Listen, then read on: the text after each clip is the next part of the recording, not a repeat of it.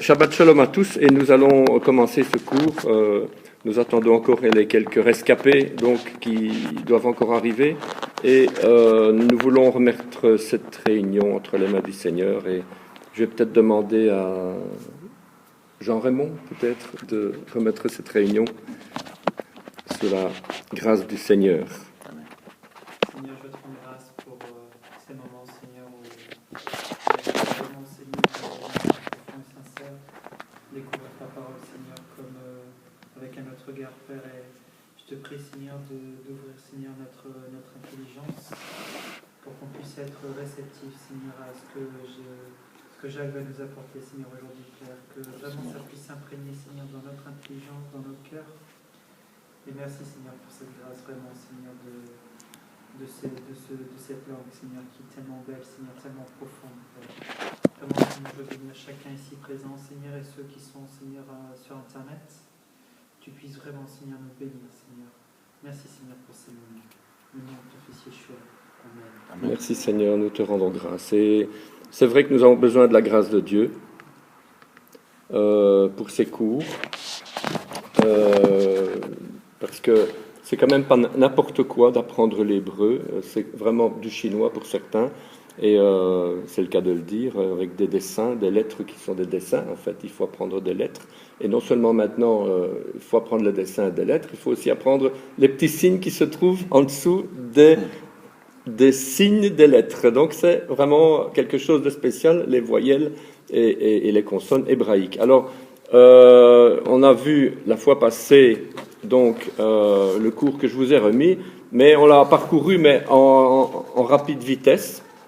Et donc les voyelles, vocabulaire, un peu de conjugaison. Donc vous savez, vous vous rappelez de ce que nous avions dit, c'est que au départ l'hébreu ne contenait pas de voyelles, à savoir que l'alphabet hébreu est une série de consonnes et pas de voyelles, donc il n'y a pas de voyelles dans l'alphabet, et donc pour pouvoir connaître la prononciation, il fallait soit connaître la voix orale, la parole orale qui avait été transmise par les patriarches, soit alors établir un système que l'on appelle un système massorétique, dans lequel on va ajouter des symboles, des signes au caractère hébraïque que nous avons appris déjà depuis quelque temps. Donc on connaît bien, n'est-ce pas, cet alphabet. Si on peut encore tout à l'heure repasser en revue les lettres de cet alphabet, ça va nous faire du bien. Mais de toute façon, on va encore avoir l'occasion, avec les voyelles, de reconnaître. Tiens, c'est quelle lettre celle-là? Hein, je ne me souviens plus. Donc on va encore parcourir de long en large. Alors, les massorètes nous ont confié donc des symboles. C'est au Xe siècle avant Yeshua que ces symboles nous sont parvenus. Après Yeshua, excusez-moi. En 895 après Yeshua, au Xe siècle après Yeshua, que ces symboles nous sont parvenus. Et je prends l'exemple à la page 3. Concrètement, on prend l'exemple directement, le nom bien connu Jérusalem s'écrit en hébreu Irvishlem, c'est-à-dire I-R-V-Sh-L-M. Alors, sans voyelle, c'est un peu compliqué. Alors, qu'est-ce qu'on fait? Comme ces lettres sont des consonnes, pour pouvoir lire Yerushalayim, il faut nécessairement ajouter des indications supplémentaires. Alors, autour de ces lettres consonnes, on devra ajouter des signes qui transformeront le I en Yé, qui vont transformer le R en Rou, le S, il va devenir Cha, le L et le M final vont devenir Laïm. Donc ça, c'est aussi quelque chose d'assez particulier. Alors, connaissant l'alphabet comme on avait appris les fois précédentes, I-R, Vav, Shin, Lamed, I-M, donc se prononcerait Irvishlem, deviendra Yerushalayim, avec une série de points et de symboles, des hiéroglyphes, dirons-nous, autour des lettres hébraïques. Un autre exemple, le mois Adar, qui est le 6e mois hébreu, s'écrit, donc vous savez, Adar, c'est Aleph, Dalet, Resh. Aleph, Dalet, Resh. Adar, Adr. Mais pour prononcer Adar, il faut forcément mettre en dessous de la consonne Aleph un symbole qui va la rendre A. En dessous de la lettre Dalet, pour la prononcer Da, il faut mettre quelque chose en dessous de la lettre Dalet. Donc ça va être Da, Ada, et puis le R, Adar. Donc vous avez vu déjà un petit peu de quoi il retourne. Alors on va un petit peu rentrer maintenant dans le vif du sujet. Je jette un coup d'œil sur Internet. Voilà, si il n'y a pas de souci. Voilà. Alors les voyelles, donc on est à la page 4. Les voyelles sont notées par des points et des traits au-dessus ou en dessous des lettres. Elles sont nécessaires à la prononciation. Et pendant des siècles, elles n'étaient pas notées. Alors, on voit un petit peu plus bas. La lettre se lit en même temps que la voyelle qui lui est associée. La lettre A, Eliana. En dessous, c'est quoi? C'est un bet. Et un point, on prononce comment le point dans le bet? B. Quand on met un point quand on met un point au milieu du bet, ça va faire B. Si on ne met pas de point, V. Mais maintenant qu'il y a un point, donc ça fait B. Maintenant, on a ajouté un petit T en dessous.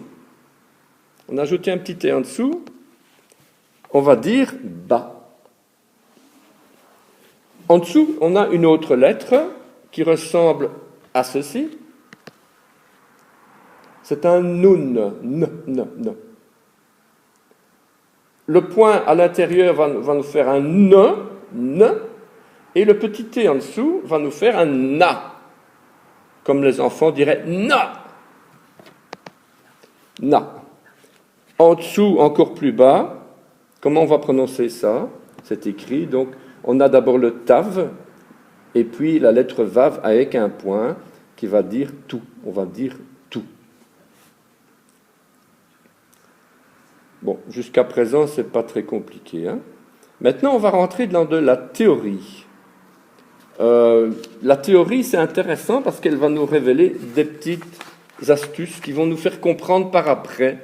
On va comprendre pourquoi c'est un T, pourquoi c'est 2 points, pourquoi c'est 3 points, pourquoi c'est 3 points avec 2 points, pourquoi c'est 3 points comme ça. Donc, on va voir ça.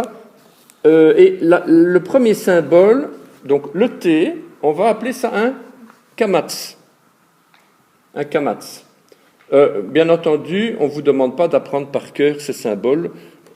Ça n'est pas ça l'intérêt du cours, d'apprendre la théorie des voyelles. Mais seulement, c'est bien de les connaître, quoi. Parfois, je me pose la question, tiens, ah oui, ça c'est un tséré, ah oui, ça c'est un tségol. Donc, mais ce qui est important, c'est de voir un petit peu ce qui se passe. Le kamatz, c'est un T. Mais on va aussi prononcer le ba de 2 manières. Ba avec un T ou avec un petit tiret. Et le petit tiret va s'appeler patach. D'accord? Le son est, j'essaie d'agrandir pour Internet, le son est rendu par un tséré. Qu'est-ce que c'est un tséré? C'est 2 petits points, l'un à côté de l'autre, horizontal. On peut dire aussi et d'une deuxième manière avec 3 points. Soit 2 points, soit 3 points. Les 2 points s'appellent tséré, les 3 points s'appellent ségol. On dit toujours B.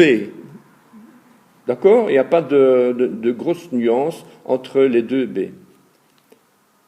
Le point suivant, le son I. Vous savez déjà que I se prononce avec un point en dessous de la lettre. Et donc, cette voyelle s'appelle un irique. Elle est parfois prolongée par un iode. Vous avez déjà vu plusieurs fois qu'une lettre avec un point une lettre avec un point suivi d'un iode à côté, ça se dit I. Une lettre avec le point, rien que le point, ça se dit I. Et donc, suivant les cas, on va devoir accentuer un petit peu en mettant à côté de la lettre et le point, le iode. Et on appelle ça un irik gadol. Vous savez ce que ça veut dire gadol? Grand. Grand. Aaron gadol, Shabbat gadol, etc. Gadol grand. Le bi, à côté de irik gadol, à droite, bi.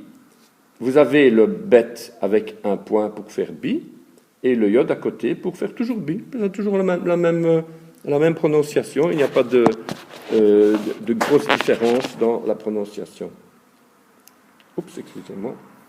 J'ai fait une... Voilà.